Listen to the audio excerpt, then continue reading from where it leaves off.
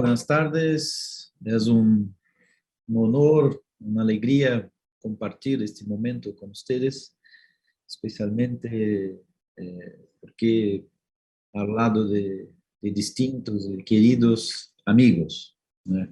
Ahora que abrí mi pantalla, que noté que también mi querido amigo Pablo Gallegos Fedriani nos acompaña también. Y una alegría reverte, Pablo, aunque en estos tiempos extraños, raros, ¿no? Y agradezco la invitación de querido amigo también Pablo Cabral, de Patricio San Martino y tantos amigos de Argentina que siempre cometen este error de invitarme para hablar sobre derecho público. En estos pocos minutos de que dispongo, me gustaría solamente hacer una reflexión sobre el viejo tema de la discrecionalidad, no tanto desde el punto de vista teórico, pero como aunque mis consideraciones serán teóricas, pero no para revisitar, como dar un nuevo concepto, nada, no tengo ninguna ambición de dentro de 15 minutos hacer eso, pero en verdad reflexionar cómo este tema, la dinámica actual de este tema en países como Brasil, que viven un momento político muy peculiar, para decir de una manera educada, y cómo este ambiente político de una extrema derecha en el poder también cambia la propia dinámica de la discrecionalidad. Por tanto, les propongo una mirada doble.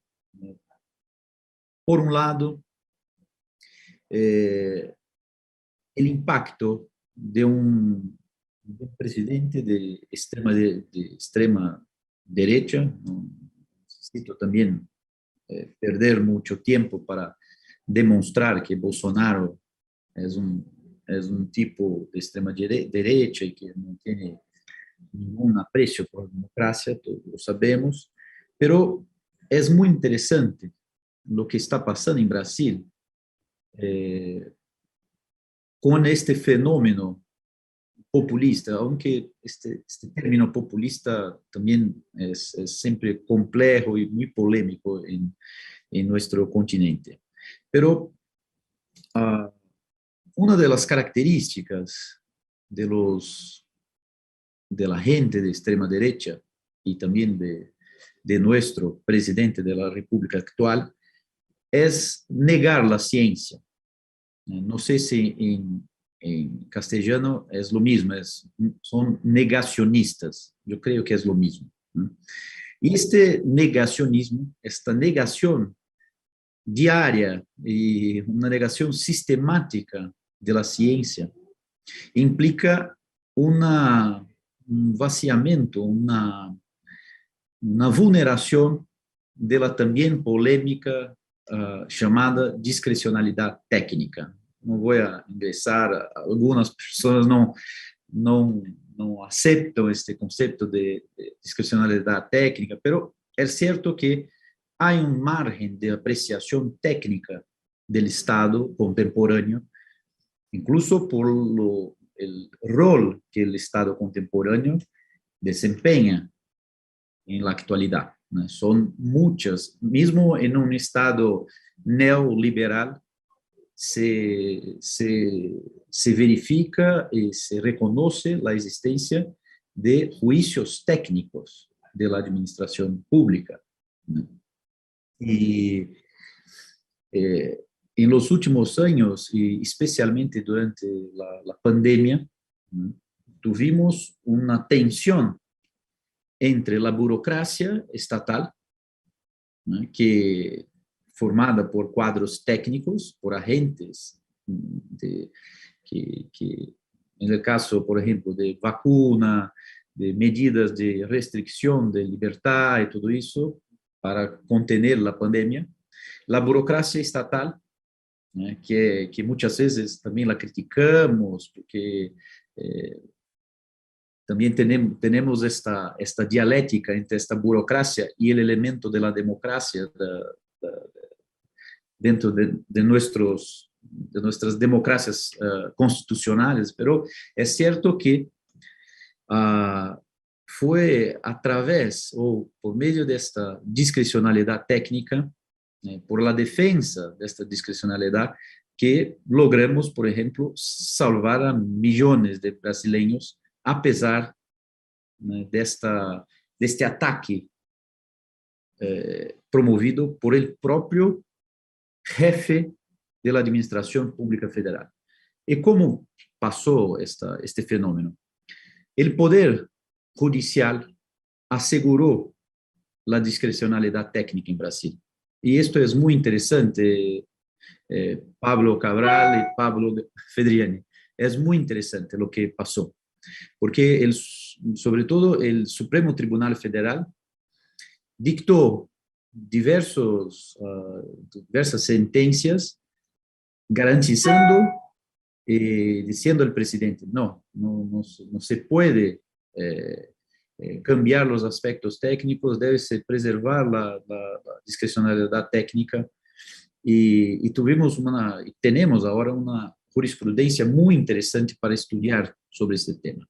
Miren que aquí el Poder Judicial aseguró esta margen de apreciación de la administración, pero al mismo tiempo, el mismo Poder Judicial, en temas de políticas públicas, no solamente el Poder Judicial, pero los órganos de control de un modo general, los tribunales de cuentas y todo, tienen una tradición en Brasil, a partir de nuestra doctrina del control jurisdiccional de los actos administrativos, de negar la discrecionalidad, de sustituir y de siempre como controlar todos los aspectos, e incluso los aspectos de mérito de la discrecionalidad administrativa.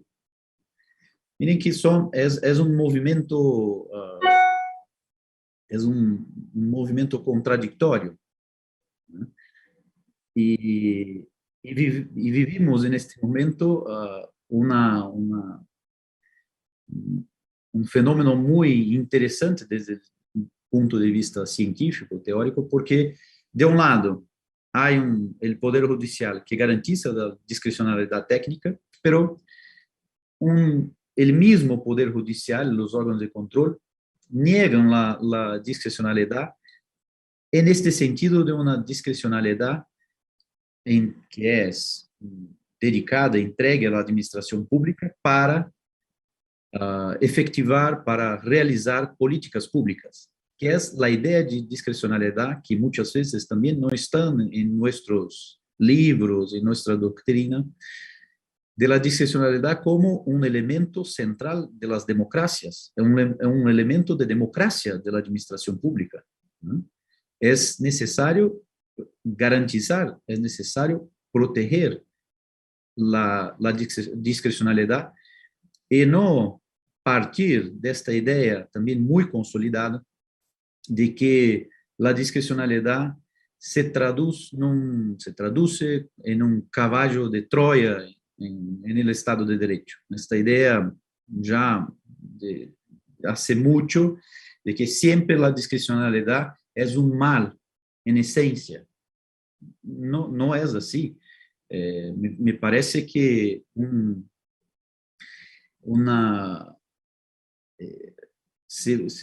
es claro que la discrecionalidad puede generar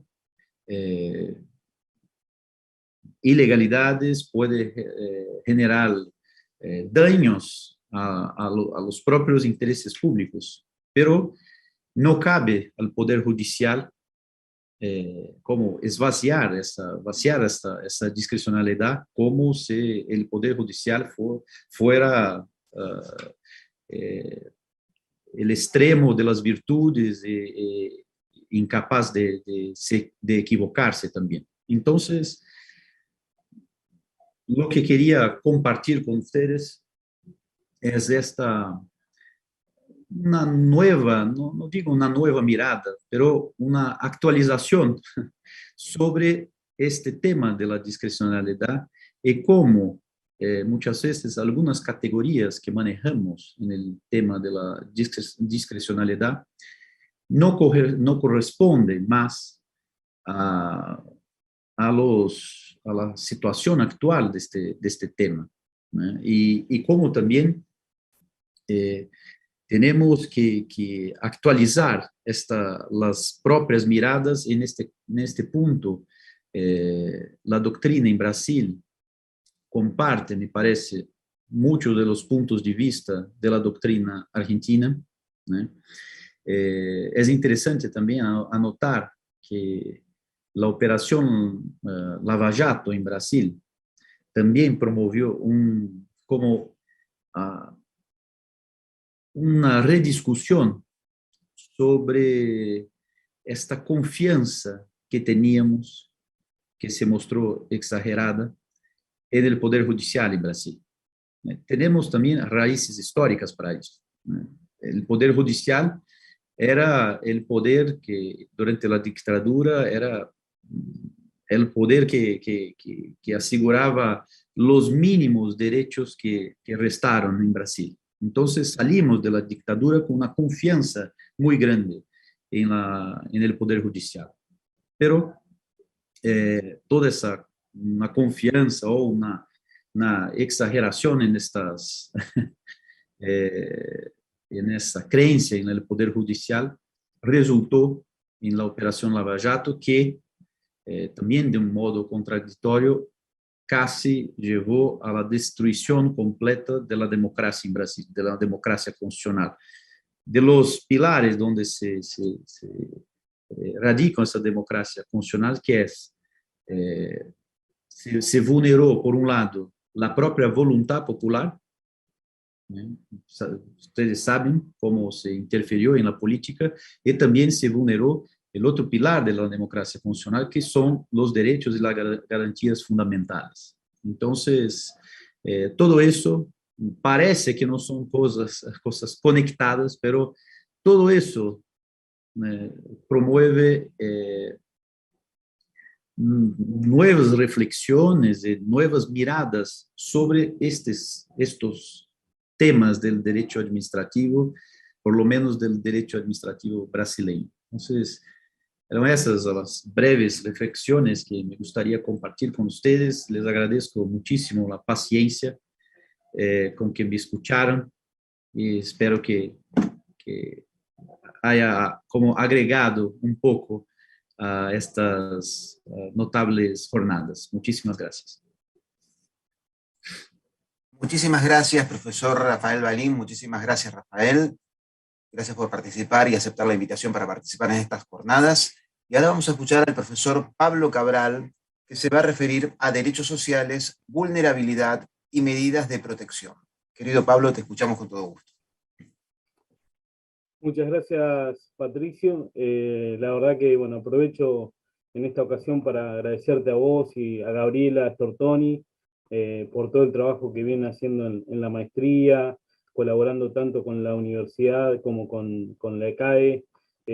Para nosotros ha sido muy importante desde la Procuración, en especial la escuela, contar con la presencia de ustedes dos y de todo un equipo que acá está participando. Hugo, que estuvo hasta recién, David, bueno, somos muchos. También muchas gracias a los profesores que están, a Rafael, un amigo. La verdad que las palabras de Rafael me van a servir para tratar de vincular, son pocos minutos los que voy a utilizar, son 15, bueno, la idea es que respetemos eso. Así que no voy a poder abordar tampoco un tema en profundidad, pero sí quería hacer algún tipo de repaso sobre muchos de los temas que se fueron tratando y abordando en estas jornadas, que en principio están marcados por un problema central, que son los derechos humanos y la democracia. Creo que Rafael lo ponía ahí en claro y negro sobre blanco, el rol de los jueces, cómo se configura el ordenamiento jurídico, cómo los derechos, caso el sistema, el bloque de constitucionalidad que está integrado por aún para aquellos que en un sistema democrático sostienen posturas políticas ideológicas que desconocen determinados tipos de derechos. Digo concretamente para no dar vueltas, toda la región, bueno, nos da cuenta de estas circunstancias en las que hay posturas ideológicas que desconocen, por ejemplo, la efectividad de los derechos económicos, sociales y culturales, sostienen la no interferencia del Estado en el mercado, muchas cuestiones que en realidad no se lo que establece nuestro ordenamiento jurídico. Y acá quería sí hacer un planteo respecto de cómo se transformó en el año 94 el esquema constitucional de nuestro ordenamiento jurídico, a partir de hoy también lo explicaba el profesor Ferreira, a partir de la incorporación de un bloque de constitucionalidad que, en mi opinión, no solo reconoce nuevos derechos, sino que también, y obligaciones del Estado, sino que también transforma el principio de igualdad.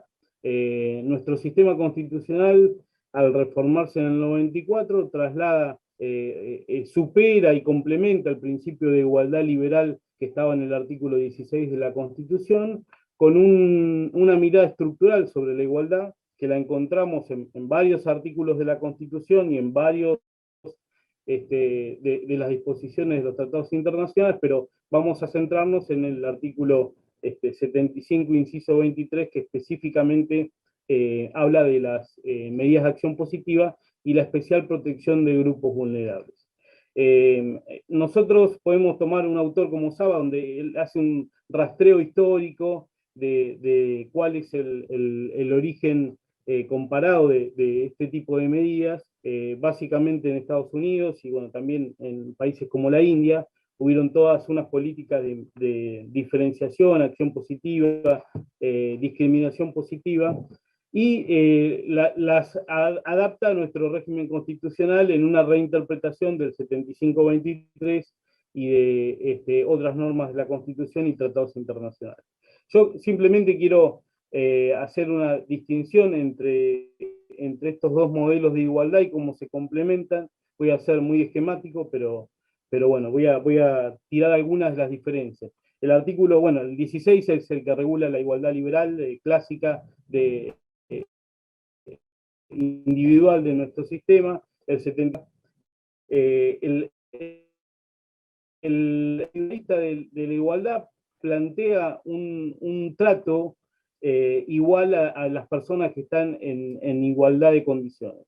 Esto también con el principio de no discriminación y una visión descontextualizada de la discriminación. Un poco lo explicaba Gabriela Stortoni cuando hablaba de estas cuestiones vinculadas con la discriminación. El tema de la discriminación se vio en varias de las exposiciones, es un tema central, está totalmente vinculado con el esquema del principio de igualdad que adoptemos o sobre el cual trabajemos, y en la alternativa de una visión, digamos, el principio de no discriminación es suplantado por un principio de no sometimiento o no exclusión, y parte de pensar que hay situaciones en la sociedad en la que grupos se encuentran histórica y tradicionalmente excluidos de los beneficios del sistema. Y podemos tomar como un ejemplo en nuestra sociedad que es machista a las mujeres como un grupo históricamente sometido o excluido. También podemos tomar los pueblos originarios. Hoy Juan planteaba cuáles eran los grupos vulnerables, los niños, los ancianos. Entonces la mirada de la igualdad sobre esos grupos plantea que el cambio no debe ser caso a caso o individualmente, sino tiene que hablar de la sociedad que modifique esos estigmas generales respecto de estos grupos de personas.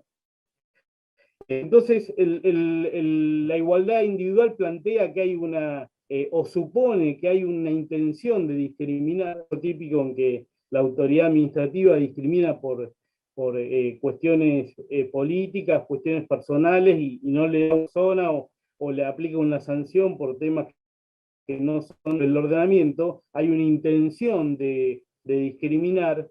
En el caso de la igualdad estructural no existe una intención, sino que está tan consolidado en la estructura social esa discriminación, esas causales, que es prácticamente natural. Nadie se da cuenta que en algún tipo de conducta está teniendo esta mirada discriminatoria respecto de esos grupos.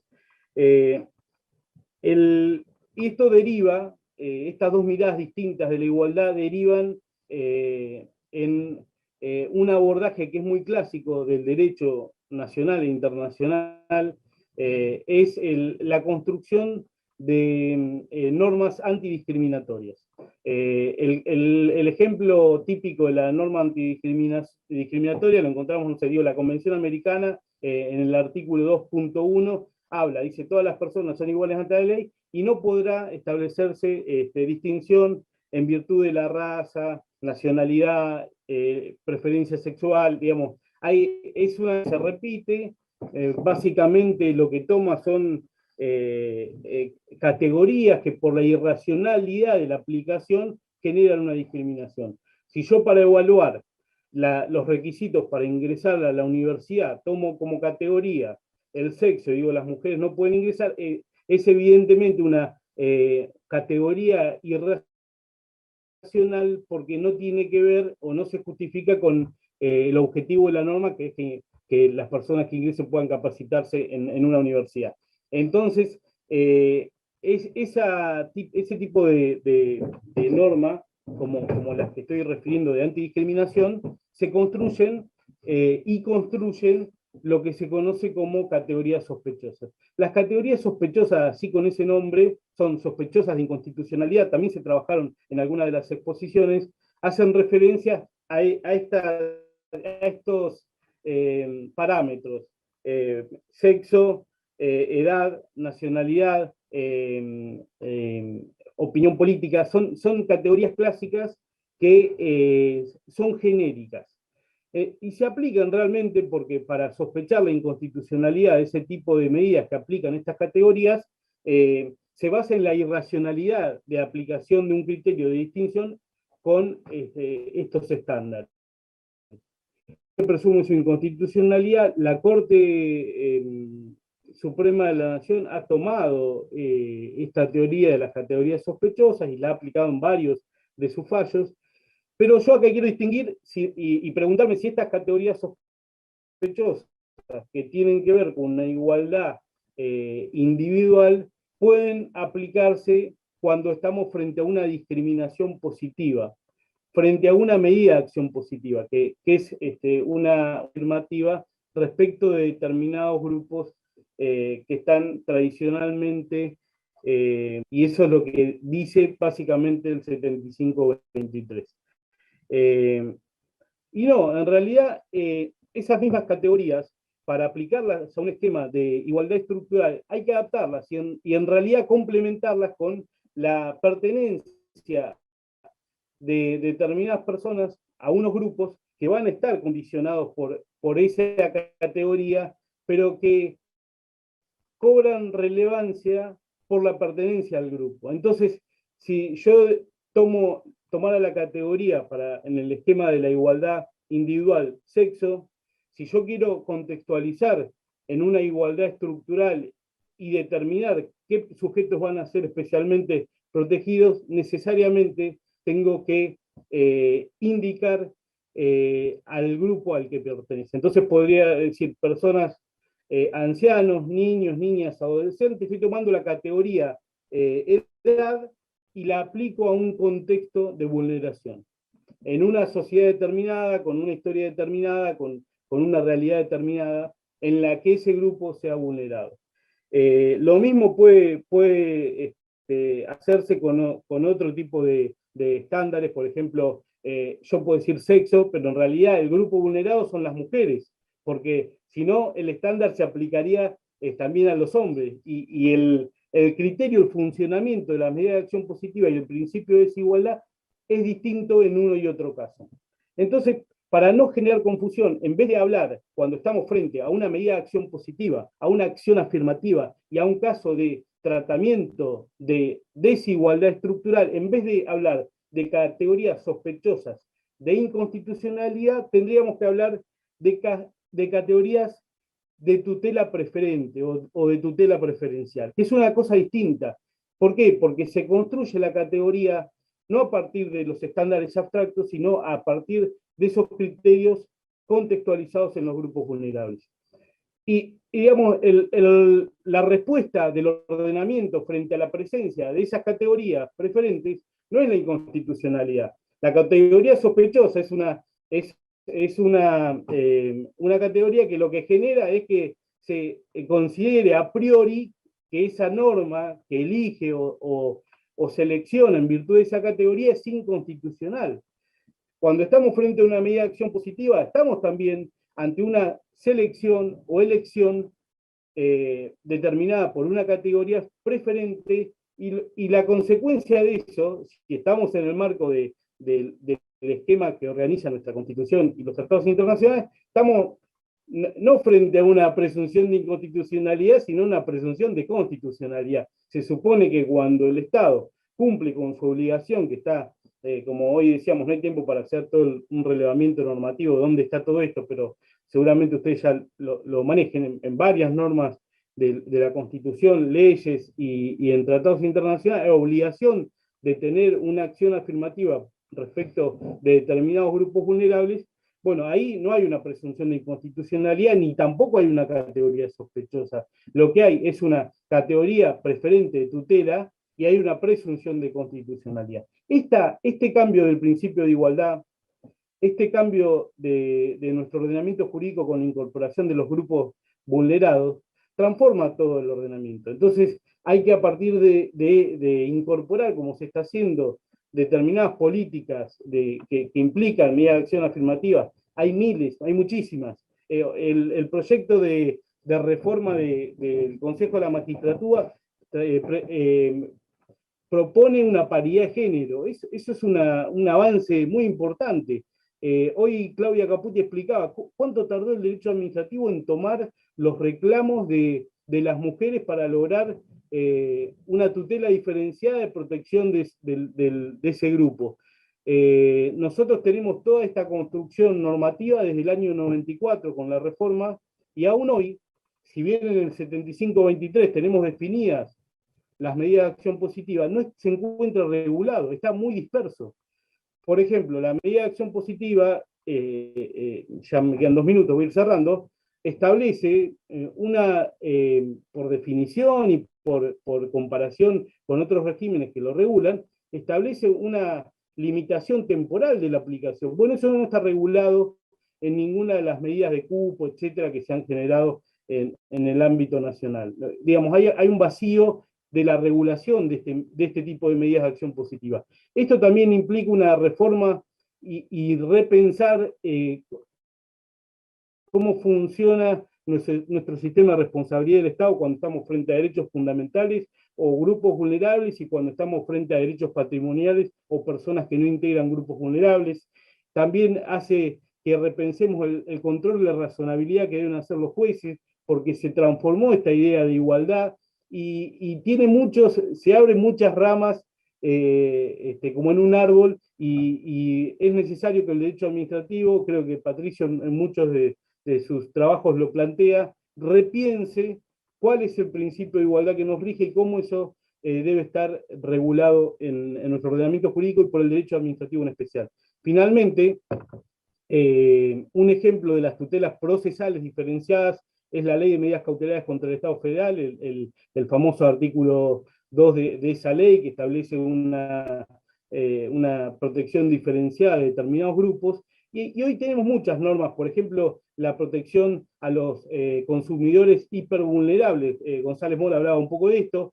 Hay muchos sujetos protegidos por la Constitución, especialmente desde el 14 bis, trabajadores jubilados y pensionados a todas estas normas que son producto de la reforma del 94, pero también hay que ver cómo se precisa el concepto de sujeto vulnerable, la interseccionalidad y el peligro de proteger a personas que por el solo hecho de tener alguna de esas condiciones sean beneficiadas cuando por ahí en un determinado caso no cumple con el requisito concreto de vulnerabilidad. ¿Cómo se soluciona eso? Porque no hay ninguna norma, es muy variado. Si uno ve las categorías que existen en nuestro ordenamiento, es muy diversa, muy disperso, muy variado. No hay una clasificación de grupos vulnerables, con lo cual es un trabajo de acá en adelante tratar de ordenar eso y ver cómo para lo que hace a la tutela procesal diferenciada, en la provincia de Buenos Aires se está trabajando un proyecto de reforma del Código Procesal de Familia, Civil, Laboral, creo que también es muy amplio, y ellos plantean en la instancia procesal dentro del proceso judicial una declaración que realiza el juez de parte o sujeto vulnerable, digamos. Hay una regulación específica. Las reglas de Brasilia también tienen no tienen carácter normativo, pero sí, a partir de la Corte que lo receptó, tiene una importancia. Ahí hay unas categorías de vulnerabilidad para el proceso judicial, tampoco están muy desarrolladas. Creo que un avance en este sentido es este proyecto de reforma del Código Procesal en la provincia de Buenos Aires, que plantea una instancia procesal en la que se evalúa si una persona puede ser incluida en esta condición de vulnerabilidad. Ya son 32, así que voy cerrando, les agradezco mucho. Espero haber propuesto algunos estudios, digamos, hay que trabajar esto, creo que es un tema muy interesante y me parece que va a dar mucho para investigar de acá a unos años. Muchas gracias, Patricia, a todos los organizadores, y sigo atentamente la jornada por el canal de YouTube de la escuela.